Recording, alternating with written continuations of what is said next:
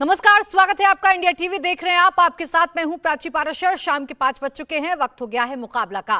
France में कट्टरपंथी आग लगा रहे थे, कोई रोकने वाला नहीं था। दंगाई गाड़ियां जला रहे थे, स्कूल जला रहे थे, बिल्डिंग्स को आग के हवाले कर रहे थे। कुछ चंद लोगों की भीड़ इस खूबसूरत शहर पर कब्जा कर रही थी और पुलिस उपद्रवियों को काबू करने में फेल थी।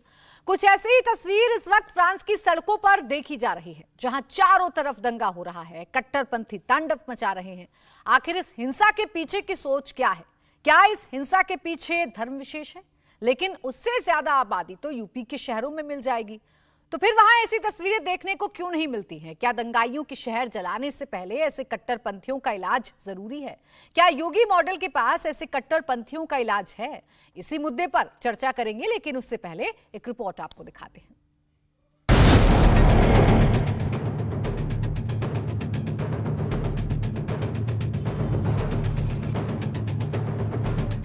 पेरिस की सड़कों पर कट्टरपंथियों का तांडव।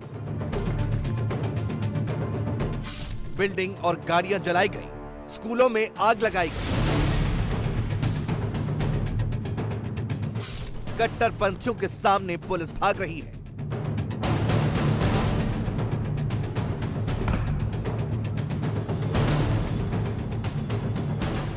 कौन है ये लोग जो पेरिस की खूबसूरती को आग लगा रहे हैं, शोरूम और बिल्डिंग्स जला रहे हैं, तोड़फोड़ और हिंसा करके शहर पर कब्जा कर रहे हैं? कट्टरपंथियों ने फ्रांस में अब तक 500 से ज्यादा बिल्डिंग्स को नुकसान, 4000 जगहों पर आगजनी, 2000 से ज्यादा कारें जलाई गई, 1000 लोग दंगा फैलाने के आरोप में अरेस्ट। फ्रांस में फैली हिंसा की आग बेल्जियम भी पहुंच गई। राजधानी ब्रसल्स में भी 100 लोगों को गिरफ्तार किया गया। Je finirai mon propos au-delà de ces remerciements et de ces décisions que nous avons prises en appelant tous les parents à la responsabilité.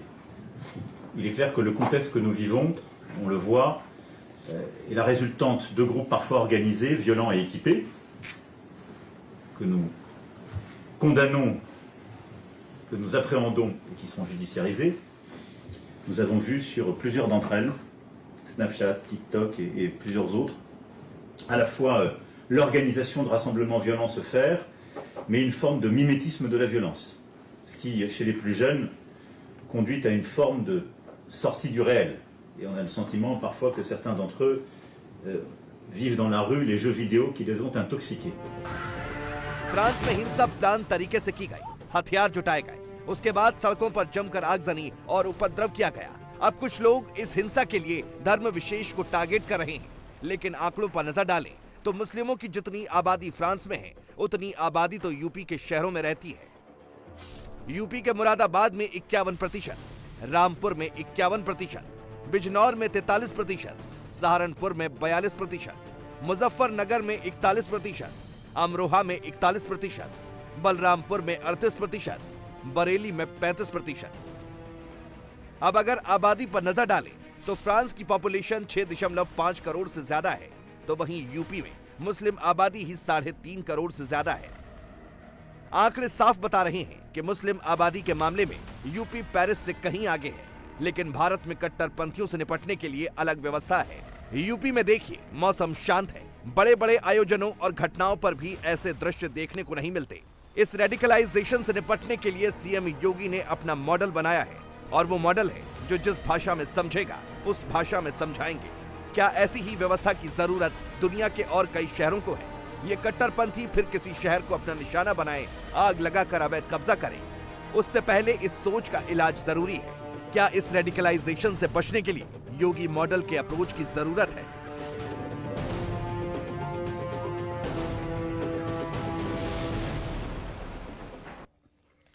इसी पर चर्चा करेंगे। खास मेहमान हमारे साथ जुड़ गए हैं। विजय शंकर तिवारी, प्रवक्ता विश्व हिंदू परिषद, मुफ्ती वजाहत कासमी, संयोजक मुस्लिम राष्ट्रीय मंच, अतीकुर रहमान, इस्लामिक स्कॉलर, आदिल हसन, प्रवक्ता AIMIM, अब्बास हैदर, प्रवक्ता समाजवादी पार्टी। अब्बास हैदर जी, आपसे मैं शुरुआत कर रही हूं। जिस तरीके से फ्रांस की तस्वीरें हम देख रहे हैं, एक तरफ है वो विकसित देश जिसकी खूबसूरती की चर्चा होती है, जिस देश की चर्चा होती है, आज उस देश में सड़कें जल रही हैं, कारें जल रही हैं, लूटपाट मची हुई है, और एक तरफ है उत्तर प्रदेश जहां हालात बिल्कुल सामान्य हैं। अब तो मानेंगे ना कि सबका साथ, सबका विकास और सबका प्रयास वाली जो नीति है भारतीय जनता पार्टी सरकार की, वो काम आ रही है। ठीक है। देखिए, ये बहुत ही हास्यास्पद बात है जो आपके सवाल का दूसरा हिस्सा था। निश्चित रूप से जो फ्रांस में हो रहा है बहुत दुखद घटना है। और कहाँ से शुरू हुई ये घटना, जिस प्रकार से जो पब्लिक प्रोसिक्यूटर हैं उन्होंने भी ये बात स्पष्ट करी कि जो कहीं ना कहीं वहाँ की जो पुलिस प्रशासन था उसने जिस प्रकार से गोलियां चलाई वो भी गलत था। मुझे लगता है उसके बाद जो दंगे हो रहे हैं वो भी बहुत दुखद है। किसी भी सिविलाइज सोसाइटी में ये स्वीकार्य नहीं है। लेकिन उत्तर प्रदेश की आप बात करें तो उत्तर प्रदेश की सरकार के द्वारा जो झूठे दावे किए जाते हैं कि उत्तर प्रदेश अपराध मुक्त है, मुझे लगता है शायद उन भ्रमित बातों में आप भी आ चुकी हैं। क्योंकि कल की घटना मैं आपको बताऊं, अयोध्या में एक महिला पूर्व विधायक को पीटा जा रहा था उनकी 2 बेटियों के साथ सरेआम, उनका सर फट गया, खून बह रहा था। यह है उत्तर प्रदेश में। उत्तर प्रदेश वो राज्य है जहां पे भारतीय जनता पार्टी के सांसद जाके पुलिस के अधिकारियों को मारते हैं और उल्टा थाना ट्रांसफर होता है जिन अधिकारियों को मारा जाता है। ये है उस उत्तर प्रदेश की स्थिति। उत्तर प्रदेश वो राज्य है जहां पे बलात्कार पीड़िता को उसके पति पिता को कहीं आत्महत्या करनी पड़ती है, कहीं खुद आप मेरे सवाल को नहीं समझ पाए। आप बार-बार कह रहे हैं कि मेरा सवाल आपसे गलत है, उत्तर प्रदेश की स्थिति शायद मैंने देखी नहीं है। आप मेरे सवाल को नहीं समझ पाए। सर, मैंने नहीं कहा कि उत्तर प्रदेश बहुत ज्यादा अपराध मुक्त हो गया है। मैंने नहीं कहा कि उत्तर प्रदेश में अपराध नहीं हो रहे हैं। मेरे सवाल के आप पहले हिस्से और दूसरे हिस्से किसी पर भी आइएगा, बात इस बात पर करनी है आपको कि उत्तर प्रदेश में शांति कायम है। ये बात तो मानेंगे ना आप लोग। जिस बुलडोजर की चर्चा होती है वो बुलडोजर कहीं ना कहीं प्रतीक तो बना हुआ है ना शांति का। मैं बता रहा हूं, उत्तर प्रदेश में अपराधी बेखौफ घूम रहे हैं। कहीं पे वो कोर्ट परिसर के अंदर गोली चलाते हैं, कहीं अस्पताल के अंदर गोली चलाते हैं, कहीं पे पुलिस की मौजूदगी में गोली चलाते हैं। और आप कहते हैं उत्तर प्रदेश में अपराध नहीं है। आप कह रही हैं कि उत्तर प्रदेश में अपराध नहीं है, तो मैं कैसे मान लूं? जिस प्रकार से उत्तर प्रदेश में अपराध बढ़ रहे हैं। प्लीज और पहले सुनिए सर, आप चर्चा को कहीं और लेकर जा रहे हैं। मैंने नहीं कहा अपराध नहीं है सर, मैं दंगों से कंपैरिजन कर रही हूं। जो सड़कों पर गाड़ियां जल रही हैं, लूटपाट मची हुई है, जिस तरीके का हाहाकार मचा हुआ है, मैं उससे कंपेयर कर रही हूं। बता दीजिए कितने दंगे हुए हैं उत्तर प्रदेश में तो बीते 2 साल में, बता दीजिए। जी, कानपुर में क्या हुआ था? कानपुर में दंगा नहीं हुआ था तो क्या हुआ था? आप ही के चैनल पे मैंने देखा।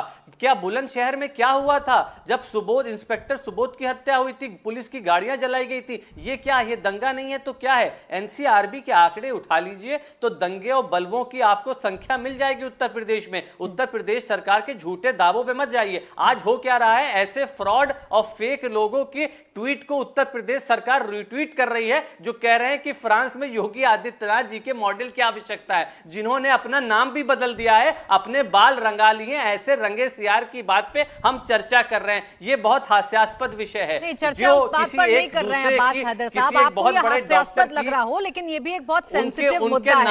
एक देश अगर जल रहा है और उस देश के जलने की अगर हम बात कर रहे हैं और हम ये चर्चा कर रहे हैं कि भारत कैसे अच्छी स्थिति में है, तो ये कोई हास्यास्पद बात नहीं हो सकती है सर।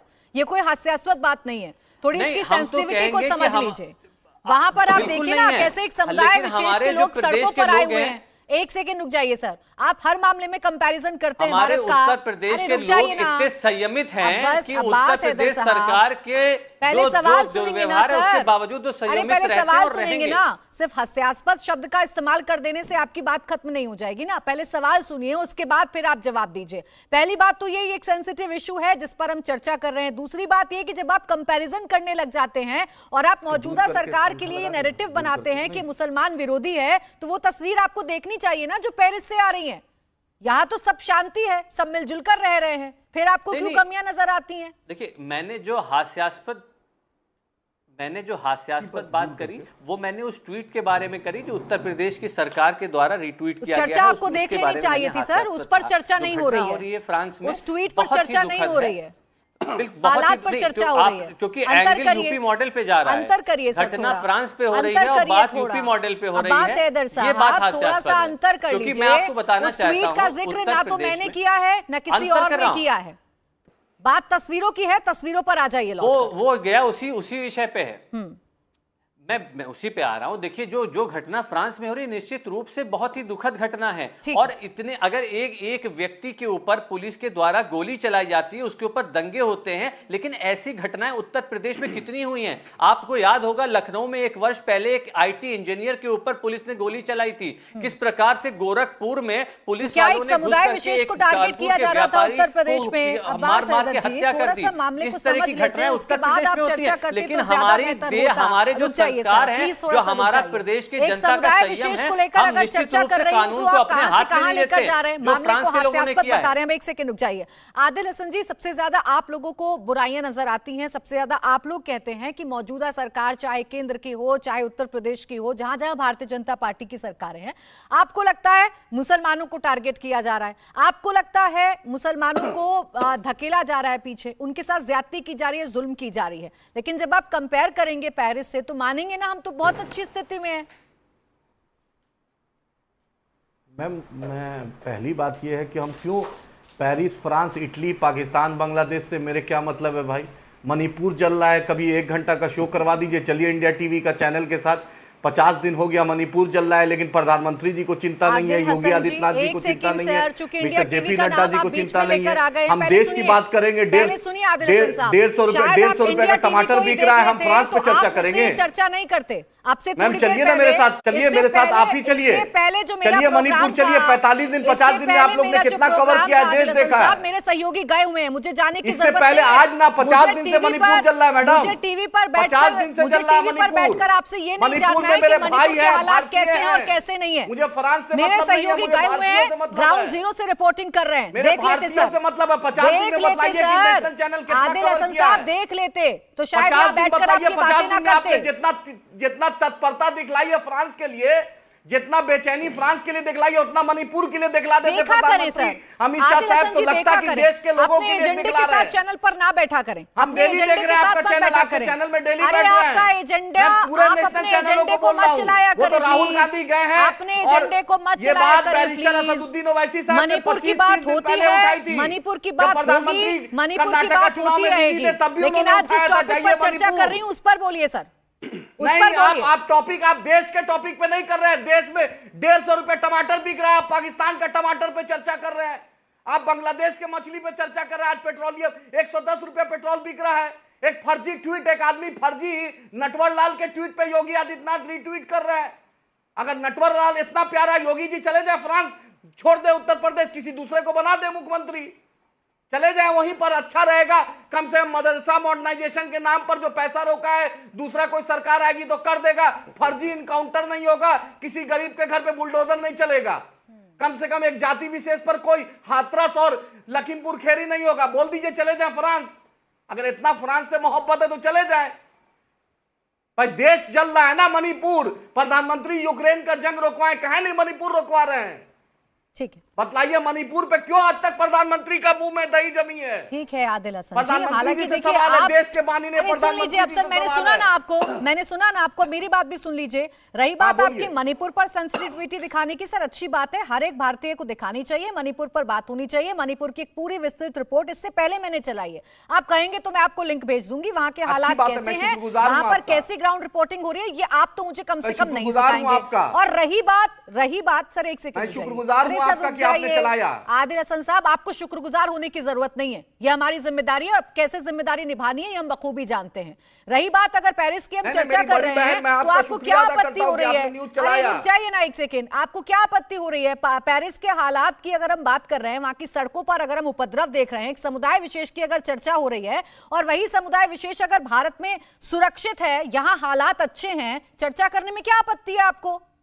इस पर भी करिए ना चर्चा। ये तो भाई, ये तो भारत की खूबसूरती डाइवर्सिटी में है, प्लुरलिज्म में। यही तो मैं बार हम लोग बोलते हैं कि हर 50 किलोमीटर पे भाषा अलग है, खान पान अलग है, कपड़ा लत्ता अलग है। यही तो भारत की खूबसूरती है, यही तो भारत है जिस बगीचा में हर तरह का फूल है। यही तो इंडिया की सबसे बड़ी स्ट्रेंथ है, ताकत है। देश के प्रधानमंत्री योगी आदित्यनाथ साहब यही समझे कि किसी को एक फ्रेम में नहीं डाले। भारत की खूबसूरती हर कुछ है, यहाँ हर कुछ चलता है, यही भारत सर, है। दो चीजें एक भारत साथ का नहीं हो मतलब सकती ना। विविधता, एक तरफ आप diversity, कहते हैं नफरत का pluralism है। माहौल है, एक तरफ आप कहते हैं एक समुदाय विशेष को मुझे टारगेट फ्रांस किया से जा कोई रहा है। मतलब नहीं अब आप कह रहे हैं कि मुझे- भारत की मुझे चिंता खूबसूरती है कि सब भारत में साथ रह रहे 150 हैं। रुपए दो टमाटर चीजें बिक रहा एक है। साथ नहीं ये चल मुझे सकती ना। चिंता है। अरे सर रुकिए, दो चीजें एक साथ नहीं मुझे चलती। भारत अरे का सुनिए चिंता ना एक है कि यहाँ सेकंड, 150 मैं रुपए टमाटर पर भी बिक रहा है, चर्चा कर चिंता लूंगी। है भागिए मत कि ना फ्रांस इतनी का जल्दी कोई जल्दी, मतलब नहीं है, फ्रांस इतनी का जल्दी सबसे जल्दी फ्रांस के अपना दो। गोल पोस्ट मत बदलिए। जब भारत की शांति पर बात कर रहे हैं तो पहले आइए भारत नहीं, की शांति नहीं, पर बात मणिपुर करिए, में फिर मैं शांति करा टमाटर दीजिए, पर भी बात कर प्रधानमंत्री जी को लूंगी। बोलिए कि मणिपुर चुप्पी पर मैं तोड़े। आपको जवाब दे चुकी हूँ। प्रधानमंत्री पहले आप जी इसकी चुप्पी तोड़े, इसका मॉब जवाब लिंचिंग दीजिए मुझे। बिहार में मॉब लिंचिंग दो हुआ बातें है, एक साथ महाराष्ट्र नहीं में हो मॉब सकती। लिंचिंग हुआ है, आपने मध्य कहा प्रदेश में हुआ, आदिल हसन जी, उत्तर पहले प्रदेश में सुनिए सर, कोचिंग इंस्टीट्यूट में आप सुनते नमाज नहीं है। पढ़ने के लिए यहाँ जेल कर भेज अगर दिया सिर्फ गया है। भाषणबाजी करनी है तो काम नहीं चल बोलिए, पाएगा। बोलिए। पहले सवालों का जवाब नहीं, देना मैडम, सीखिए, मेरे उसके दिल में बाद बीतती जवाब है, दीजिए। इसलिए बोल रहा हूँ। रुकिए एक सेकंड, यहाँ पे एजेंडा नहीं पूछिए, चलता है, पूछिए, यहाँ पूछिए, नैरेटिव नहीं पूछिए। चलता है। दो बातें एक साथ नहीं हो पूछिए। सकती। आपने कहा आप कि मेरे पूछिए। देश की खूबसूरती है, आप पूछिए। डाइवर्सिटी है कि यहाँ सब लोग मिलकर रहते हैं। या तो ये बात ठीक है या तो वो बात ठीक है जो आप और आपके नेता कहते हैं। क्या एक समुदाय विशेष परेशान है, टारगेट किया जा रहा है, नफरत फैलाई जा रही है? दोनों चीजें एक साथ नहीं हो सकती ना। मैम, भारत की खूबसूरती या भारत का संविधान योगी आदित्यनाथ जी का देन नहीं है। ये हमारे बाप दादा की कुर्बानी है, बाबा साहब अंबेडकर की कुर्बानी है, सरदार पटेल मौलाना आजाद की कुर्बानी है, फजले हक खैरवादी की कुर्बानी है, हमारे ओलेमाओं की कुर्बानी है। लाहौर से लेकर बांग्लादेश तक एक भी दरख्त नहीं था जो हमारे ओलेमा ने फांसी का फंदा नहीं चूमा। दारुल देवबंद की कुर्बानी है जो लोगों को हुब्बुल वतनी का पाठ पढ़ाया। ये आरएसएस और बीजेपी की कुर्बानी नहीं है। इन लोग नफरत का बीज डालने आते हैं, यूक्रेन का युद्ध रुकवाने तो की फिर बात आप- करते हैं और मणिपुर पे प्रधानमंत्री के मुंह में आदिल दही हसन जमी जी, है। किसने कहा आपसे कि जाइए इन योगी कुर्बानियों जी को को याद बोलिए नहीं कि रखा चले जाए जाएगा? मणिपुर। सवाल का जवाब नहीं देंगे, बाकी सारी चर्चा कर लेंगे हाँ, आज आप टीपू यहाँ सुल्तान की बैठकर। कुर्बानी मैंने कहा है। दो चीजें एक साथ नहीं हो टीपू सकती। सुल्तान या की तो शांति कुर्बानी है, नहीं है ये इस देश देश में, भारत सबका या है। तो शांति नहीं है इस देश में, या तो आप जो ये कहते हैं योगी कि जी को नफरत बोलिए फैली हुई चले है जाए वो गलत है। मणिपुर। अब रुकिए, विजय शंकर तिवारी जी, आदिल हसन आप जी बोलिए, बहुत सारी गाजियाबाद बातें में लेकर कोचिंग आए हैं। इंस्टीट्यूट में नमाज उनके पढ़ने के हिसाब लिए से हमारा जेल देश भेज एक दिया गया। खूबसूरत देश है। नफरत अगर कोई फैलाता है तो वो आरएसएस फैलाती है, मदरसा हिंदू संगठन मॉडर्नाइजेशन का फैलाते पैसा हैं, रोके हुए भारतीय योगी जी, जनता पार्टी टीचरों को फैलाती पैसा है। नहीं दे रहा है उसमें। पेरिस से हिंदू और कंपैरिजन में मुस्लिम उनका सब जवाब। कर अब रहे हैं। रुकिए एक सेकेंड, रुकिए।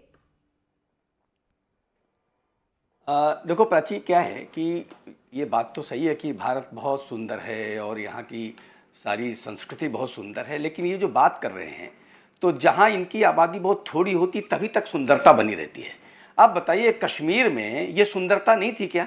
अगर कश्मीर में भी यही सुंदरता मानते थे कि वो हिंदू वो मुसलमान, तो वहाँ पर सारे हिंदुओं को, उनकी बहन बेटियों को काट करके उनके साथ बलात्कार करके जो वहाँ घटनाएं हुई, बहुत बार बात हो गई है, अरे कौन तो वहाँ बलात्कार कश्मीर किया क्यों है? खाली कराया गया? कौन अगर वो बहुत बलात्कार सुंदरता किया? लगती है। बताइए, जेल भेजिए एक उसको, मिनट रुक जाइए, बलात्कार किया एक मिनट, अरे जेल भेजिए ना, अमित शाह क्या कर रहे हैं, गृह मंत्री? प्राची आदिल हसन जी, आदिल हसन जी, आपको भरपूर समय दिया गया है। आप जो कहना चाह रहे थे, आपने सिर्फ सवाल का जवाब ही नहीं दिया, बाकी आपने सारी बातें कर ली। अब अगर दूसरा मेहमान बोल रहा है तो उसे प्लीज बोलने दीजिए, आवाज कम कर दीजिए आदिल जी की। बोलिए विजय शंकर तिवारी जी, कश्मीर को खाली आप टारगेट करते हैं। कश्मीर बोलिए, को। अब बोलिए देखो विजय प्राची, शंकर जी। कश्मीर अरे की होम बात हम मिनिस्टर कहते हैं, क्या कर रहे हैं? मेवात में ज्यों ही इनकी आबादी बढ़ी तो वो क्यारी के फूल की सुंदरता, जो अलग अलग फूल होते हैं, वो इनको चुभने लगे। जहां इनकी आबादी बढ़ती वहां क्यारी में केवल एक ही फूल चाहते हैं, आप आइए अलग अलग फूल नहीं सीमांचल, चाहते। तिवारी सारा जी का सारा आइए कहराना है। सीमांचल, आप मेवात देख लीजिए ना, सीमांचल है। मेवात में भी वो जब भारत इनकी में आबादी बढ़ने लगी आप तो आइए सुंदर सीमांचल। सुंदर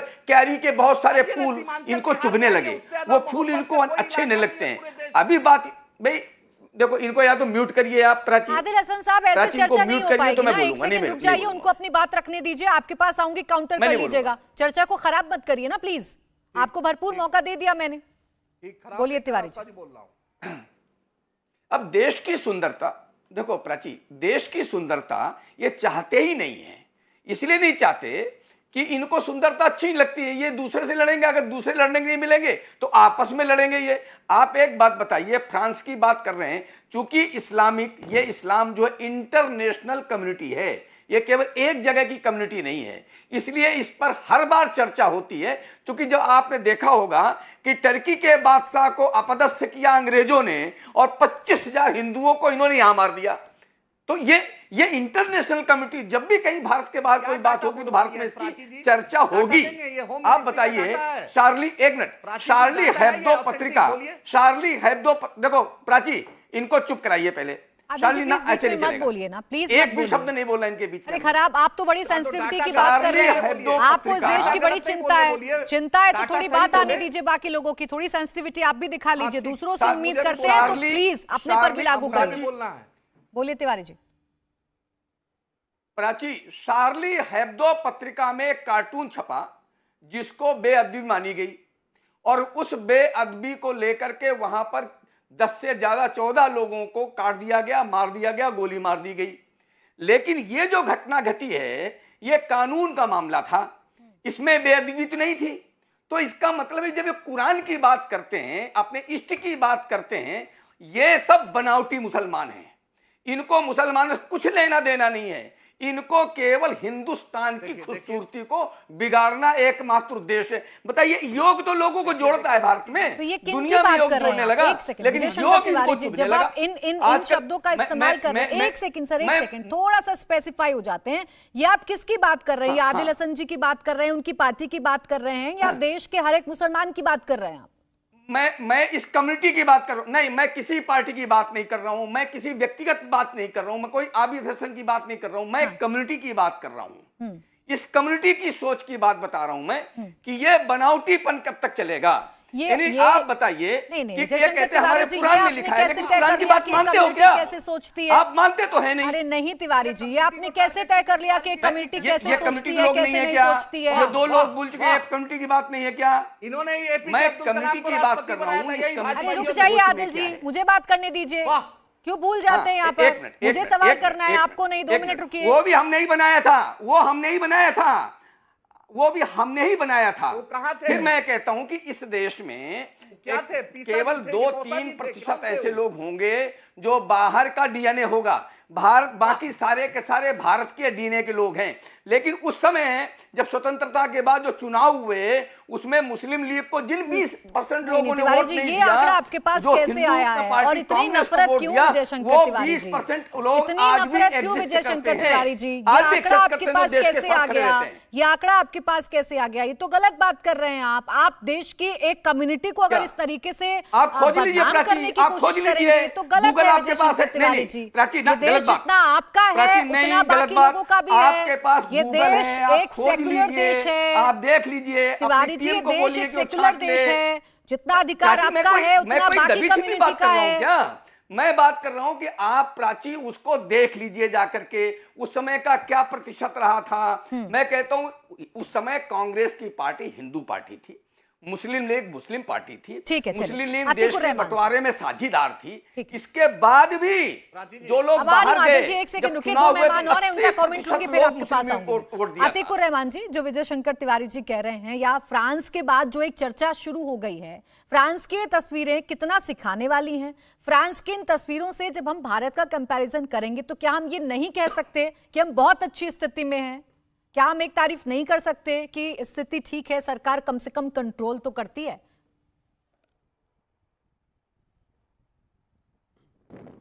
प्राची जी, ये सवाल बहुत इंपॉर्टेंट है, लेकिन जो आपका सवाल कंपैरिजन का है फ्रांस और इंडिया का, मैं ये नहीं मानता हूं, क्योंकि फ्रांस में जो हो रहा है प्राची जी, उसमें और भारत में अंतर है। फ्रांस में जो पॉपुलेशन अभी रिवोल्ट कर रहा है, राइट कर रहा है, वो फ्रेंच पब्लिक नहीं है, वो है इमिग्रेंट्स। और हमारे भारत के अंदर अगर कभी कोई प्रोटेस्ट वगैरह होता है सरकारों के अगेंस्ट में, तो हमारे भारतीय नागरिक ही होते हैं, कोई इमिग्रेंट्स नहीं होते हैं। यहां पर आपने जो सवाल उठाया है कि क्या हमारी सरकार ने फ्रेंच सरकार से बेहतर नहीं है जो राइट को तुरंत कंट्रोल कर लेती है?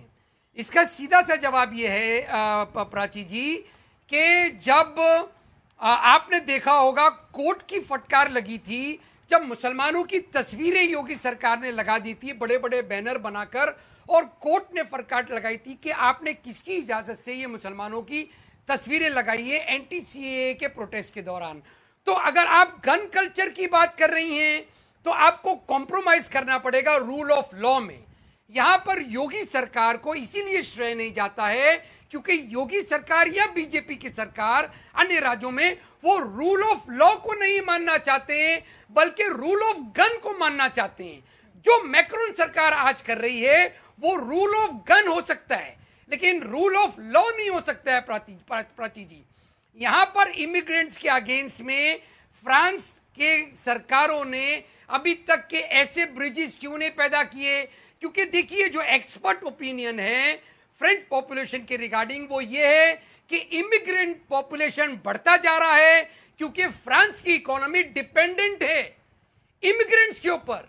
लोकल पॉपुलेशन काम नहीं करती है, उनका लेबर फोर्स इमिग्रेंट पॉपुलेशन है। रूल ऑफ लॉ की बात तो आप कर रहे हैं। इसीलिए ये कंपैरिजन, ये रूल ऑफ लॉ और रूल ऑफ गन को ठीक हमको है, मद्देनजर एक सेकंड सर, बस एक सवाल आपसे पूछूंगी। आप रूल ऑफ गन और रूल ऑफ लॉ की बात कर रहे हैं, अगर आप उत्तर प्रदेश का भी चलिए एग्जांपल ले लीजिए, तो कोई मुसलमान है इस वजह से उसका पोस्टर लगा दिया गया, या कोई मुसलमान है इस वजह से बुलडोजर चला दिया गया, ये एग्जाम्पल कितने हैं सर आपके पास, जरा मुझे बताइए। या कोई मुसलमान है इसलिए उसे गोली मार दी गई, उसका एनकाउंटर हो गया, ये कितने एग्जाम्पल हैं आपके पास, बताइए जरा मुझे।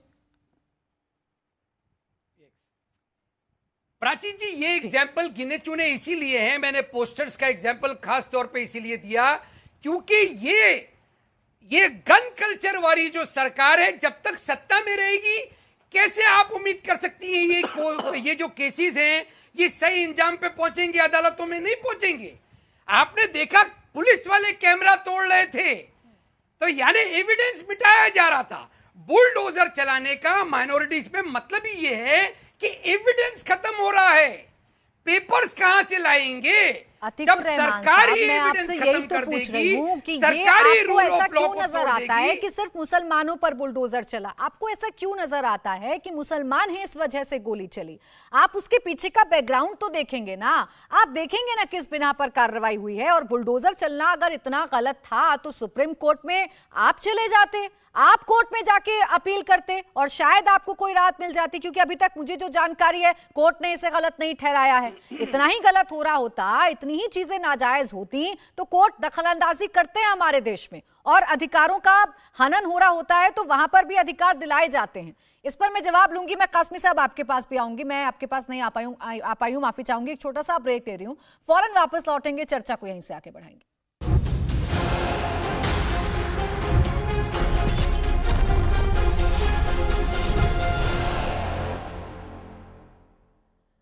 ब्रेक के बाद स्वागत है आपका। पेरिस की तस्वीरें कितना डराने वाली हैं? पेरिस की तस्वीरों को लेकर क्यों चर्चा उत्तर प्रदेश की हो रही है, क्यों चर्चा भारत की हो रही है, इसी पर लगातार हम चर्चा कर रहे हैं। तमाम खास मेहमान हमारे साथ बने हुए हैं। कासमी साहब, ब्रेक पर जाने से पहले आपने तमाम पैनलिस्ट की बात सुनी। एक तरफ लगातार हम पेरिस की तस्वीरें दिखा रहे हैं और एक तरफ भारत का जब कंपैरिजन होता है तो क्या ये कहना सही नहीं है कि बहुत अच्छी स्थिति है भारत में? जितनी भी कम्युनिटी हैं, जितने भी समुदाय हैं, जितने भी धर्म हैं, जितने भी मजहब हैं, वो अच्छे से रहते हैं यहाँ। ऐसा नहीं है कि सड़कों पर उतरकर उपद्रव करना पड़ जाए। देखिए प्राची, मैंने बहुत गौर से और टाइम की कुर्बानी देकर सबको सुना है, तो इसलिए थोड़ा सा मैं भी अपना पक्ष रख दूं। बिल्कुल बिल्कुल ठीक है, मैं फ्रांस में जो कुछ हो रहा है वो बहुत ही काबिल मजम्मत है, बहुत ही दुखद है। लेकिन ये भी दुखद है कि मेरे जो पैनलिस्ट भाई आए हैं उनको टॉपिक याद नहीं रहता बात करते हुए, पहले से बताया गया होता है कि ये टॉपिक है। उत्तर प्रदेश में जिन लोगों ने मुरादाबाद, मलियाना, हाशिमपुरा जैसे दंगा कराए हों, मेरठ जैसे दंगा कराए हों, और जो अभी एक पार्टी के प्रवक्ता बोल रहे थे, उन्होंने 2012-13 में इतना बड़ा दंगा कराया था मुजफ्फरनगर में समाजवादी ने, जिसमें 2 लाख से ज़्यादा लोग बेघर हुए थे और कई हज़ार लोग मरे थे, और आज भी 50 बच्चे बच्चियां हमारी मुसलमानों की वहां गायब हैं, जिसकी कंप्लेंट आज भी शामली, मुजफ्फरनगर के थानों में धूल छान रही थी समाजवादी सरकार में। मैं आपको एक बात ये बताऊं कि इन लोगों के नज़दीक जो है ना, दंगा तो वो दंगा है जिसमें पूरा शहर का शहर बर्बाद हो जाए। मुरादाबाद की तारीख लोग कितनी जल्दी भूल गए हैं। अब आज के वक्त में कानपुर में वहाँ के काजी ने दंगा कराने की कोशिश की थी, उन्होंने भड़काऊ भाषण दिया था। उत्तर प्रदेश की योगी सरकार ने 24 घंटे तो क्या 2-4 घंटे में उसको सबको कहा, दंगाइयों को कि अंदर जाओ नहीं तो तुम्हारा इलाज पक्का है। सिर्फ कंपैरिजन इस बात का हो रहा है कि मैं आपको कल ही की घटना बता देता हूं। दिल्ली में कल 2 जगह पर ऐसा हुआ है कि मंदिरों के सामने मांस के टुकड़े मिले हैं, लेकिन दिल्ली पुलिस की मुस्तैदी देखिएगा कि दिल्ली में एक पत्ता भी नहीं हिला है। अब इन लोगों को मजा ही इस बात में आता है कि किसी तरह ये देश को बदनाम करके, देश की बुराई करके, इनको दरअसल जो मसला है वो मोदी जी से, योगी से, किसी से नहीं है। इनको मसला ये है कि या तो सरकारें इनकी हो या फिर देश की हालत अच्छी नहीं है, देश की स्थिति अच्छी नहीं है। और योगी जी के लॉ एंड ऑर्डर की बातें इनको कहाँ हजम होगी? सारी माफियागिरी खत्म, खनन के लोग गायब हैं, चंदा फालतू का मांगने वाली पार्टियां सब गायब हो गई हैं, आपकी ज़मीन कब्जाने वाले लोग गायब हो गए हैं, 50-50, 30-30, 20-20 साल की कब्जाई ज़मीन गरीबों को वापस मिल गई है, सरकार को सरकार की ज़मीनें मिल रही हैं, वक्फ को वक्फ की ज़मीनें मिल रही हैं। और वो राज जो एक बिल्कुल गुंडागर्दी पर स्तर हो गया था कि एक फोन किया कि मैं फला बोल रहा हूँ, फला माफिया बोल रहा हूँ और आपकी सिट्टी मिट्टी गायब, वो राज तो उत्तर प्रदेश में आ ही नहीं सकता, ना उत्तर प्रदेश की जनता उसको एक्सेप्ट करेगी। तो अभी इन सब चीजों को ये हजम नहीं कर पा रहे हैं और मैं समझता हूँ कि हमारे लिए देश प्रथम होना चाहिए। एक स्पेसिफिक सा सवाल है कासमी जी, उसका जवाब दे दीजिए, फिर आदिल जी आपके पास आ रही हूँ। कासमी साहब, क्या आपको भी ये लगता है कि धर्म देखकर बुलडोजर चलता है, इसलिए पोस्टर लगा दिए गए क्योंकि वो मुसलमान थे, इसलिए एनकाउंटर हो रहे हैं क्योंकि वो मुसलमान थे? क्या आपको भी ऐसा ही लगता है? जी प्राची, मैं मुसलमान हूं, ना मेरे खिलाफ कोई मुकदमा हुआ है, ना मेरे घर पर बुलडोजर चला है। अलबत्ता मुझे अपने ही लोगों ने, आपके जो पैनलिस्ट भी कई हैं जो मुझे धमका चुके हैं ऑन रिकॉर्ड ऑफ रिकॉर्ड, अपने ही लोगों से मुझे परेशानी हुई है। मुसलमान होने के नाते मुझे सरकार से ना कल परेशानी थी। आम मुसलमान खुशी की, कारोबार की, तिजारत की अच्छी जिंदगी जी रहा है, ना आम यानी मुसलमान धर्म के नाम पर बुलडोजर चला है, ना धर्म के नाम पर एनकाउंटर हुआ है। अपराधी पहले सवाल सुनिएगा प्लीज आदिल जी, उसके बाद फिर अपनी बात शुरू करिएगा, क्योंकि आप लंबी बात करने लग जाते हैं, सवाल कहीं गौण हो जाता है। एक पक्ष वो है जो कासमी साहब दिखाने की कोशिश कर रहे हैं, कह रहे हैं ऐसा नहीं होता जैसा आप एक पिक्चर पेश करने की कोशिश करते हैं या ये बताने की कोशिश करते हैं कि हाय बहुत अन्याय हो रहा है यहाँ मुसलमानों पर। वो कह रहे हैं कि नहीं, ऐसा नहीं है, अच्छे से कंट्रोल करना जानती है सरकार। हम कासमी साहब ने मुजफ्फरनगर की बात की, मेरठ मलियाना की बात की, अच्छी बात है। हम ना मुजफ्फरनगर भूल सकते हैं ना मेरठ मलियाना भूल सकते हैं। याद है कि मुजफ्फरनगर में दंगे हो रहे थे और सपा की सरकार अखिलेश जी सैफई में नाच देख रहे थे, ये कभी नहीं भूला जा सकता है। मेरठ मलियाना में नाइंसाफी हुई और कांग्रेस सरकार थी, उसने नाइंसाफी की, हम कभी नहीं भूल सकते हैं। हम ये भी नहीं भूल सकते हैं, आप आइए दारुस्सलाम, मेरा पार्टी हेडक्वार्टर, वहां पे टीका लगा हो, तिलक लगा हो, टोपी है, क्रॉस है, सबका इस्तकबाल है। आप अकबर साहब जाके देखिए, 18,000 बच्चों को पढ़ा रहे हैं फ्री में, उसमें हिंदू हो मुसलमान हो सब बच्चे पढ़ते हैं। जब कोरोना लॉकडाउन में जब फूड ग्रेन बटा, अकबर ओवैसी साहब, असद ओवैसी साहब ने हिंदू और मुसलमान नहीं पूछा, जो आया हर कॉलोनियों में बटा, यही हमारी पहचान है। और तिवारी जी जो मुस्लिम इलाके की बात कर रहे थे, आइए सीमांचल बिहार में कटिहार, पूर्णिया, अररिया, किशनगंज, पूरे हिंदुस्तान में सबसे पीसफुल इलाका अगर है वो मुसलमानों में अच्छी आबादी, अक्सरियत है, यानी 40-45% मुसलमानों की आबादी। आप देखिएगा आज तक एक भी दंगा नहीं हुआ, ये हमारी पहचान है। हमें विश्व हिंदू परिषद से सीखना नहीं पड़ेगा कि कहां दंगा होता है। अरे सब आप पूछिए, आपकी हरियाणा सरकार मोनू मनेसर को, जिसने जिंदा जल कॉन्स्पिरेटर है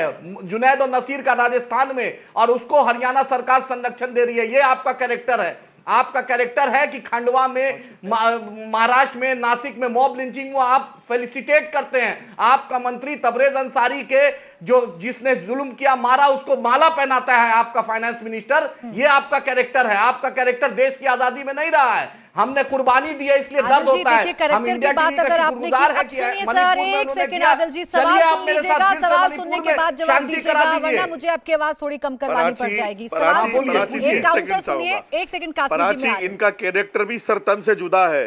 हैदराबाद में इनके कॉर्पोरेटर ने सरतन से जुदा के नारे लगाए थे और इन्होंने सबने इत्तेफाक किया था। उन्होंने कहा सर से तन का जुदा अगर सबसे पहले किसी ने कंडेम किया, उसका नाम बैरिस्टर असदुद्दीन ओवैसी साहब है। उन्होंने कहा सर से तन का कंडेम किया और कहा वो कॉर्पोरेटर को क्यों नहीं निकाला पार्टी से, फांसी की तवा, कॉर्पोरेटर को पार्टी से क्यों नहीं निकाला, फांसी की सजा बोला। आप वो वीडियो सुनिए, संविधान के तहत हो फांसी की सजा। आप सुनिए आदिल हसन साहब, सुना हुआ है। आप सुन लीजिए, एक सेकंड। नहीं मौलाना, तन से जुदा का नारा ही आपका है। मैं वीडियो भी भेज रहा हूं आपको। नहीं, ये आपके लिए हमारा कभी नहीं हो सकता है। मेरे नेता ने सबसे पहले कंडेम किया है, हम उसको मानने वाले, संविधान को मानने वाले, और संविधान की बात मेरे नेता से अच्छा कोई नेताजी नहीं सिर्फ बिल्कुल, ये टीवी पर संविधान ही कंडेम है करते कि हैं। आप पुलिस हटा मार्केट लीजिए, में फिर सब देखते लोग हैं बने क्या हुए होता है। हैं। एक सेकंड कासमी साहब, वो संविधान ही पुलिस है हटा कि ले, ऐसे जाकर बयान कोर्ट भी का देते देखिए हैं आप फैसला। कि पुलिस मैडम, कोर्ट का पुलिस हटा फैसला लीजिए। देखिए ना, अब कोर्ट रुक क्या जाइए, बोल रहा है। बयान किसने क्या फर्जी दिया इसकी वीडियो का चर्चा में फर्जी पड़ जाऊंगी वीडियो, तो बहुत देर हो फर्जी जाएगी। वीडियो, रुकिए फर्जी सर, एक वीडियो सेकंड पे रुक जाइए, इस्तेमाल मत कीजिए, आप मैडम। करेक्टर वो असेसमेंट कर रहे बीजेपी का थे। IT सेल एक्सपर्ट है। आदिल हसन जी, मुझे फिर आपकी आवाज डाउन करवानी पड़ेगी मेरा, अगर आप सवाल नहीं सुनेंगे। आप अभी बोलिए, करेक्टर बोलिए, असेसमेंट पूछिए, कर रहे थे, पूछिए। बहुत अच्छी 15 बात है। मिनट आप में, बता रहे 15 थे मिनट में भी वीएचपी सब का कुछ क्या तबाही करेक्टर आप ही के है। अकबर आप बचाना इतनी बात चाहते बता थे। दीजिए मुझे, आप जितनी भी घटनाएं बता रहे हैं, मेरा कंपैरिजन इस बात को लेकर है कि क्या उन घटनाओं की वजह से देश जल गया, क्या लोग सड़कों पर आ गए, क्या सरकार कंट्रोल नहीं कर पाई, ये पूछ रही हूं मैं आपसे, ये बताइए मुझे। आप इंस्पेक्टर सुरेश जी को, मैडम, इंस्पेक्टर सुरेश जी को मारा वीएचपी के बजरंग दल के लोग थे। कल परसों मध्य प्रदेश में बजरंग दल के लोग ने खुलेआम दिया कि हम मस्जिदों में बजरंग दल का ऑफिस खोल देंगे। इनका कैरेक्टर ये है। इन्होंने सुप्रीम कोर्ट में बोला था 6 दिसंबर को कि बाबरी मस्जिद शहीद नहीं करेंगे। बजरंग दल का इन्होंने ऑफिस सुप्रीम खोल कोर्ट में देंगे, झूठ ये बोला, कह ये देना इनका अपराध है कैरेक्टर क्या? है। अरे और रुकिए, बाबरी रुकिए। मस्जिद शहीद हुई। आदिल हसन जी, इनका बजरंग दल का कैरेक्टर ऑफिस ये खोल है, देंगे, ये झूठ का कहना, पुलिंदा है ये इनका कहना क्या कैरेक्टर। अपराध ये है? संविधान पर बजरंग शपथ दल का लेते ऑफिस खोल हैं, देंगे, लेकिन क्या ये ये कह दंगाई को देना अपराध संरक्षण है? देते हैं। इनका ये कह कैरेक्टर ये देना है। अपराध है? आइए दारुस्सलाम, अरे आइए सुनिए ना, हैदराबाद, आप आदिल देखिए कि हसन हम जी, कैसे हिंदू आदिल हसन जी प्लीज, अपनी भाषण को आप सर देते होंगे मंचों पर, यहाँ भाषण नहीं चलता है, यहाँ सवालों के जवाब चलते हैं। बजरंग दल अगर नहीं, अपना हम तो ऑफिस सच्चाई खोलने की बयान बात कर कर रहा रहे है तो ये अपराध है क्या? धमकी है ये? मस्जिदों में ऑफिस खोलेगा, मस्जिदों में ऑफिस खोलेगा मस्जिदों में मैडम। ऑफिस खोलने की बात, ठीक है सर, वीडियो ये है, बात मुझसे फायर मिस हुआ हो गई मस्जिद थी। में, मस्जिदों में ऑफिस बोला है खोलने की उसने। बात मुझसे मिस हो गई थी सर, ये क्या अगर मस्जिदों बात में कही ऑफिस है। खोलने की इजाजत अरे है? रुकिए ना संविधान आदिल यही हसन कहता है। जी, सुन तो लीजिए एक सेकंड। अगर मस्जिदों में ऑफिस खोलने की बात कही है तो आपको बोलिए। शिकायत भी करनी चाहिए, आपको कदम भी उठाने चाहिए। आके भाषणबाजी करने से कुछ नहीं होगा। इस देश की इतनी MIM चिंता हो रही है यूनिट और मध्य इतनी प्रदेश बार आप गया, बजरंग SP दल किया, वीएचपी का साहब जिक्र क्या कर रहे है? हैं, इतने उम्मीद है प्रूफ कि- अगर आपके पास हैं तो कार्रवाई करवाइए। विजय शंकर तिवारी जी जवाब दे दीजिए एक सेकंड प्लीज। मैम, आदिल जी करे चुप तब ना, रहिए, शिवराज जी तो थाना प्रभारी को वहां थाना प्रभारी को आवाज कम कर वहां दीजिए आदिल ट्रांसफर जी कर देते की। हैं। बोलिए विजय शंकर जी। हाँ, मेरा ही कीजिएगा ना भाई, सबसे कमजोर चर्चा का खराब आवाज करेंगे तो आपकी आवाज कम होगी और ये कमजोर वाला विक्टिम कार्ड यहाँ मत खेलेगा आदिल हसन जी, कमजोर का कीजिए, प्लीज। आवाज कम, ठीक यहाँ है। विक्टिम कार्ड खेलने के लिए नहीं आए आप, एक पार्टी के प्रवक्ता हैं। नहीं, हम तो सच बोल रहे हैं। बोलिए विजय शंकर ठीक तिवारी है, जी। उन्हीं को तिवारी जी का अलाउड करके सुनिए। ठीक है। कासमी साहब को भी सुना जा रहा है, अतीकुर रहमान को भी सुना जा रहा है और अब्बास अहमद को भी सुना जा रहा है। तो प्लीज, आप कोई कमजोर नहीं है, आप कोई कमजोर नहीं है। ये विक्टिम कार्ड चलता होगा आपका आपके मंचों पर, मेरे शो में नहीं ये तो चलेगा। सच्चाई है मैडम, बोलिए तिवारी जी। मेरे सच्चाई है। देखो प्राची, जो ओवैसी साहब के पार्टी के प्रवक्ता हैं या ओवैसी साहब खुद हैं, चाहे ओवैसी साहब के भाई साहब हैं, उनका करेक्टर पूरे देश को इस्लामिक करेक्टर पता है। इनकी तो पार्टी ही केवल मुसलमानों की बात करती है और उनको भड़काने का काम करती है। तो मुझे लगता है जब बहुत ज़्यादा इन पर चर्चा करना जरूरी नहीं, लेकिन हाँ, अभी हमारे पास अतीकुर रहमान जैसे लोग बैठे हैं जो अभी पार्टी पॉलिटिक्स की बात नहीं करते, इस्लामिक बात करते हैं, और मैं उनकी बात का उत्तर दे रहा हूँ। उन्होंने एक बात की कि फ्रांस में इमिग्रेंट जो लोग हैं वो ये सारी घटनाएं कर रहे हैं, और ये सही है, सारे इमिग्रेंट्स हैं, लेकिन दुनिया भर में करोड़ों हिंदू ऐसे हैं जो इमिग्रेंट्स हैं। एक भी देश में से कोई भी एक घटना इस प्रकार की नहीं निकल करके आती कि वो इमिग्रेंट्स हिंदू वहाँ पर कोई इस प्रकार की घटना करें। भारत में जो म्यांमार में जो रोहिंग्याज वहाँ पर बर्बर अत्याचार उन्होंने किया, लेकिन उसका जब प्रत्युत्तर वहाँ की जनता ने दिया तो सारे रोहिंग्याज भाग करके भारत में आने शुरू हो गए। दुनिया ने किसी भी देश ने उनको स्वीकार नहीं किया क्योंकि उनको कैरेक्टर को जानते थे, लेकिन रोहिंग्याज के लिए हमारे यहाँ एक पूरी लॉबी यहाँ खड़ी हो गई उनको बसाने के लिए, क्योंकि वो बर्बर अत्याचारी इमिग्रेंट्स भारत में आएंगे तो भारत में क्या कर रहे हैं, कैसी परिस्थिति पैदा कर रहे हैं, कहाँ कितने ऐसे मोहल्ले बन गए हैं जहां पर यहाँ भी वो बर्बर अत्याचार करना शुरू कर दिया है। तो मैं ये कहता हूँ ये कम्युनिटी जो हमारे देश की है, जो भारत के उनका डीएनए भारत का है, तो वो ऐसे लोगों को कैसे सहन कर सकती है। लेकिन स्वाभाविक है क्योंकि गजवाए हिंद एक सपना है और गजवाए हिंद के लिए जनसंख्या चाहिए, गजवाए हिंद के लोकतंत्र में वोट चाहिए, और वोट जिसकी संख्या ज्यादा होगी तो उस समय ये सारा विषय सारे देश को ध्यान करने की जरूरत है कि ये एक कैरेक्टर जो है वो कैरेक्टर इस प्रकार का है जो पहचानने की केवल भारत को आवश्यकता नहीं है, दुनिया भर को है। ठीक है, आप अतीकुर रहमान जी की बातों का जवाब दे रहे थे। अतीकुर रहमान जी, जिस तरफ इशारा विजय शंकर तिवारी जी कर रहे हैं क्या ये सेंसिटिव बात नहीं है, गंभीर बात नहीं है? क्या इस तरफ हमें नहीं सोचना चाहिए, इस तरफ चर्चा नहीं करनी चाहिए? देखिए प्राची जी, वायलेंस का तो खंडन कर चुके हैं और भी हमारे प्रवक्ता, और कोई भी इस किस्म का वायलेंस एक्सेप्टेबल नहीं होता है। मैंने इशारा दिया था, देखिए विजय शंकर तिवारी जी, डेमोक्रेसी की तरफ, मैंने इशारा दिया था रूल ऑफ लॉ की तरफ, आप उसको कहीं और ले गए। आदतन आपकी आदत है, मैं जानता हूं। आपका एक पर्टिकुलर एजेंडा है जो कि आप 1925 से चलाते आ रहे हैं, उसमें भी मुझे कोई एतराज नहीं है, आप अपने एजेंडा से जुड़े रहिए। प्राची दी, यहां पर गौर करने वाली बात है, इन्होंने कहा कि इमिग्रेंट पॉपुलेशन हर जगह का मुस्लिम इमिग्रेंट पॉपुलेशन, और रोहिंग्या की तरफ भी इशारा किया और तरफ भी इशारा किया। एक छोटा सा एग्जाम्पल है विजय शंकर जी, अभी अभी प्राची जी, ब्रिटेन या शायद फ्रांस का ही मामला था, जहां पर हिंदू ग्रुप्स ने प्रोटेस्ट किया था, 15 दिन तक वायलेंस हुआ था वहां पर, 15 दिन तक वायलेंस किया था इन्होंने। अच्छा, ये तो हो गई फॉरेन अफेयर्स की बात। यहां पर इन्होंने कर्नाटका के अंदर वीएचपी बजरंग दल ने, कोई ऐसा दिन नहीं गुजरता है प्राची जी जो ये दंगे की बात ना करते हो। यहां तक कि बजरंग दल ने अभी एक कंट्रोवर्सी हुई थी इलेक्शन से पहले, उसमें यह भी ठान ली थी कि कहीं से कहीं तक के रूल ऑफ लॉ को हम दिखाई नहीं देने देंगे। पूरा एडमिनिस्ट्रेशन इन्होंने अपने हाथ में ले लिया था, जगह जगह दंगे कराने की धमकी दी थी। इलेक्शन थे इसीलिए ये करा नहीं पाए।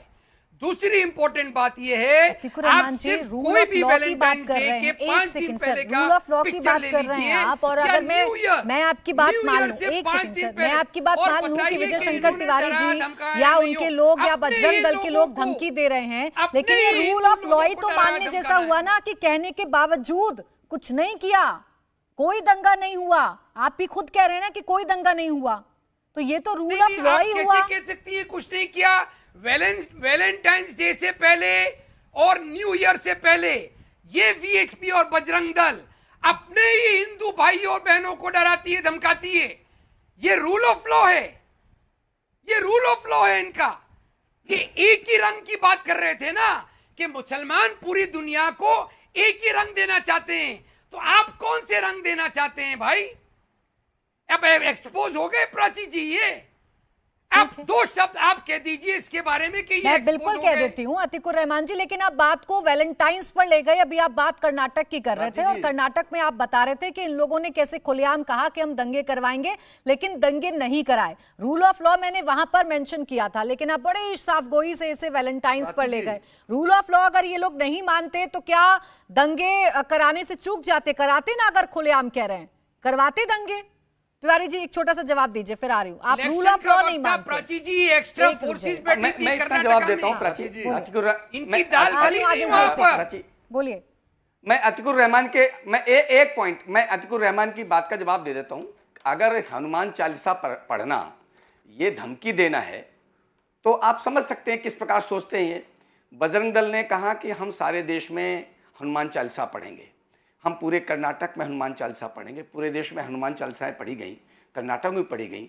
इसको क्या इस प्रकार की धमकी मानते हैं क्या? यानी आप कुरान पढ़ते हैं, हमें कोई दिक्कत नहीं है, आप अपने धर्म को पालन करते हैं, हमें कोई दिक्कत नहीं। यानी हम अगर हनुमान चालीसा की बात करेंगे और पढ़ने की बात करेंगे तो आप उसको धमकी मानेंगे क्या?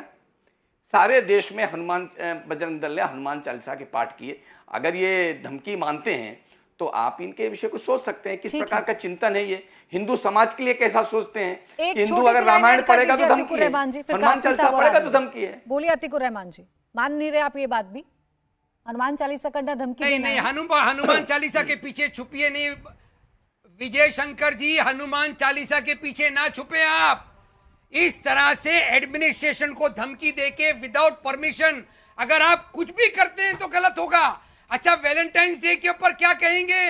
न्यू ईयर ईव के ऊपर क्यों आप डराते धमकाते हैं? सारा यूथ आपके लिए अतीकुर रहमान साहब, अब आपने अपने बयान बदल लिए। रुकिए एक सेकंड सर, अब आपने अपने बयान बदल लिया, फिर वैलेंटाइंस पर चले गए। अभी चर्चा कर्नाटक पर हो रही थी, आपने कहा दंगा कराने की धमकी दी गई। अभी विजय शंकर तिवारी जी ने कहा कि हम हनुमान चालीसा पढ़ने की बात कर रहे थे। हनुमान चालीसा पढ़ना क्या दंगा कराने जैसा है आपकी नजर में? चालीसा का परमिशन प्रशासन का लिया था। तो जब प्रशासन ने मना किया तो क्या नहीं माने? प्रशासन का परमिशन क्या लिए नहीं माने? बगैर माहौल बिगड़ा। हाँ नहीं माने। यही तरफ तो मैं आपका ध्यान अरे दिला मैं रहा हूँ इसी तरफ इशारा कर रही हूँ कि अतीकुर रहमान प्रशासन जी। के मना एक करने के सेकंड। बावजूद उन्होंने किया, एक धमकी सेकंड रुक दी। जाइए। अतीकुर रहमान जी एक सेकंड रुक जाइए। हनुमान चालीसा पढ़ना पहली बात तो धमकी देना नहीं होता है। अपने अपने धर्म को फॉलो करना, अपने अपनी रिलीजियस एक्टिविटी को फॉलो करना धमकी नहीं होता है। दूसरी बात रही प्रशासनिक, एक सेकंड, प्रशासनिक परमिशन की तो अरे रुकिए ना सर, आप एक कवरिंग सेकंड फायर रुक दे रही जाइए। हैं प्राची जी।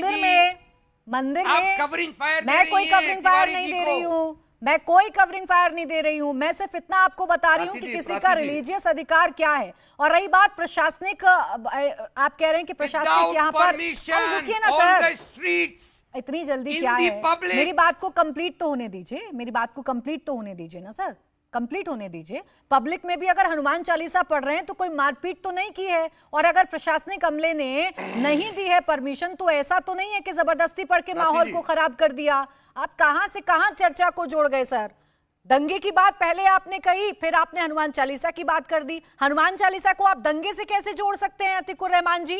दंगा एक अलग शब्द है। आ रही हूं आदिल हसन जी। कासमी साहब, आदिल हसन जी ने आपकी बात का जवाब दिया था, और अभी जिस तरीके से अतीकुर रहमान जी कह रहे हैं, क्या ये चेहरा हो सकता है? क्या हनुमान चालीसा को दंगे से जोड़कर देखें अब हम? देखिएगा, ये सबकी प्राची अपनी अपनी सोच है। मैं जहाँ तक समझता हूँ, अभी विजय शंकर तिवारी जी ने एक बात कही थी कि जिस तरह पूरी दुनिया में मुसलमान भी इमिग्रेंट है, इस तरह हिंदू भी है। और मैं टीवी पर बैठ कर के दुनिया को ये बता देना चाहता हूँ कि वाक़यातन जो हमारे सनातनी दोस्त हैं, भाई हैं, ये हिंदू धर्म आप कहिएगा, वो इस मामले में बहुत काबिल तारीफ़ है। बर्दाश्त में, सब्र में बहुत ही काबिल तारीफ़ है, उनका कोई जवाब नहीं है। मेरे जितने पैनलिस्ट भाई बैठे हैं, मैं इनके ये रिक्वेस्ट करूँगा कि इस्लाम और मुसलमानों के नाम पर पूरी दुनिया में दंगा हो रहा है। आप सीरिया के, यमन के, सऊदी के, हुसियों के, बगदाद के, इराक के, कूफा के दंगों को आरएसएस और बजरंग दल पर थोपेंगे, विश्व हिंद परिषद पर थोपेंगे? क्या वहाँ भी बीजेपी दंगे करा रही है? मैं समझता हूँ कि दुनिया में इसी तादाद मुसलमानों की बहुत बढ़ गई है जो दंगाई है, जो फितना फसाद कर रहे हैं। हमें कुरान और हदीस की रोशनी में सबको मिलजुल करके उनको रोकना चाहिए। दंगे को, फितने को, बुराई को, कुरान पाक ने भी दंगे को फितना कहा है। कुरान पाक ने, हदीस ने भी कहा सुलह की बात करो, सफाई की बात करो, मोहब्बत की बात करो। जो रसूल का, जो कुरान का असली पैगाम है, हमें वो पूरी दुनिया तक पहुंचाना चाहिए। और हम सबको पार्टी और सब चीज़ों से अलग हटकर, जिस तरह भारत में अच्छा माहौल है, इस तरह ऐसी दुआ करनी चाहिए, मैसेज देना चाहिए कि पूरी दुनिया में मुसलमान शांति का जो है वो शांति में सहयोग करें। ठीक है। अब्बास हैदर जी, अभी कासमी साहब ने भी एक बात कही थी और आदिल हसन जी ने भी एक बात कही कि आप तो दंगे की बात ही मत करिए। क्या हुआ था उत्तर प्रदेश में आपके शासनकाल में, ये सबने देखा था। अभी वो दंगों के दाग धुल नहीं पाए हैं, और आप आकर ये कहने लग जाएं कि नहीं नहीं वहां अपराध हो रहा है, वहां ये हो रहा है, वहां वो हो रहा है, तो उत्तर प्रदेश के हालात बहुत ज्यादा बिगड़े हुए हैं। प्राची जी, निश्चित रूप से जो दंगों की बात कर रहे हैं, उन दंगों में जो आरोपी थे वो 2017 के बाद भारतीय जनता पार्टी की सरकार में मंत्री बन के बैठे, और अभी उस घटना के जो आईओ थे सुबोध सिंह, जिनकी हत्या कर दी गई, दंगा हुआ बुलंदशहर में, उनकी हत्या के बाद उस केस को बंद करना पड़ा क्योंकि एविडेंस नहीं मिल पाए कोर्ट को। दंगों की बात योगी आदित्यनाथ जी कहते हैं कि उत्तर प्रदेश में दंगे नहीं हुए। ये एनसीआरबी की रिपोर्ट है, किसी अखबार का हवाला नहीं दे रहा हूं मैं, एनसीआरबी की रिपोर्ट है। आप देख लीजिए, 3900 से ज्यादा दंगे और बलवे उत्तर प्रदेश में सिर्फ 2021 में होते हैं। और अगर आप देखें 2017 से 21 के बीच में कि जो एनसीआरबी के आंकड़े मौजूद हैं, उसके हिसाब से 35,000 से ज्यादा दंगे और बलवे उत्तर प्रदेश में होते हैं। लेकिन फिर भी दंगा मुक्त उत्तर प्रदेश की बात, अपराध मुक्त उत्तर प्रदेश की बात, रोज अपराधी खुलेआम हत्याएं कर रहे हैं, महिलाओं के ऊपर बलात्कार हो रहा है, उनका अपहरण हो रहा है। आपको बुलंदशहर कांड याद है, लेकिन आपको मथुरा शायद याद नहीं होगा। अब्बास हैदर जी, आपको बुलंदशहर कांड याद आ जाएगा, लेकिन मथुरा कांड याद नहीं आएगा। वहां पर कैसे पुलिस वाले को मारा गया था, आपको ये याद नहीं आएगा। अब्बास हैदर साहब, ये साफ गोई से अपना पल्ला मत झाड़ा करिए, अपनी जिम्मेदारी भी लीजिए और दूसरे की जिम्मेदारी भी तय करवाइए। अपनी जिम्मेदारी को भी याद करिए, मथुरा कांड भी फिर याद कर लीजिए। अगर आपको बुलंदशहर कांड याद आ रहा है तो आपको मथुरा कांड भी याद आना चाहिए। जो झूठ मथुरा में क्या हुआ था ये भी बताना चाहिए आपको। मुझे लगता है जो लोग उत्तर प्रदेश में नहीं रहते हैं वो तो इस बात को मान भी सकते हैं, लेकिन मैं उत्तर प्रदेश में रहता हूँ और मुझे पता है उत्तर प्रदेश में जनता कितनी असुरक्षित महसूस करती है। आ रही हूँ फिर आपके पास। आज उत्तर प्रदेश में समाजवादी पार्टी की महिला पूर्व विधायक को खुलेआम मारा जा रहा है उनकी बेटियों के साथ। ये उत्तर प्रदेश की स्थिति। बाराबंकी में बलात्कार पीड़िता को आत्महत्या करनी पड़ती है, एफआईआर दर्ज करानी पड़ती है। उत्तर प्रदेश में आखिर उत्तर प्रदेश में हो क्या रहा है, सवाल ये। और आप फ्रांस की बात शामली से आता हूँ, सुनिए अब्बास जी, 100 से अधिक लोग मर चुके हैं। शामली से आता हूँ, जी उस पे कुछ नहीं मैं बोलेंगे। मुजफ्फरनगर जिले से आता हूँ, शामली से आता हूँ, और हमारे यहाँ समाजवादी सरकार में 2 लाख मुसलमान कैंप लगा करके रहा। इतना बड़ा दंगा था, आप सोच नहीं सकते कि इन 50 सालों में इतना बड़ा दंगा उत्तर प्रदेश में हुआ हो जितना बड़ा दंगा समाजवादी पार्टी में हुआ था। अब ये पता नहीं कौन सा चश्मा इन्होंने लगाया हुआ है, कौन से दंगे इन्होंने देख लिए हैं। दंगा कराने की समाजवादी ने और कई जगह इलाहाबाद में कोशिश की, कानपुर में कोशिश की, लेकिन सरकार ने दंगे को किस तरह कंट्रोल किया। चाहे वो दंगा मजहब के नाम पर हो रहा था, चाहे वो दंगा सियासत के नाम पर हो रहा था, वो दंगा कंट्रोल हुआ है।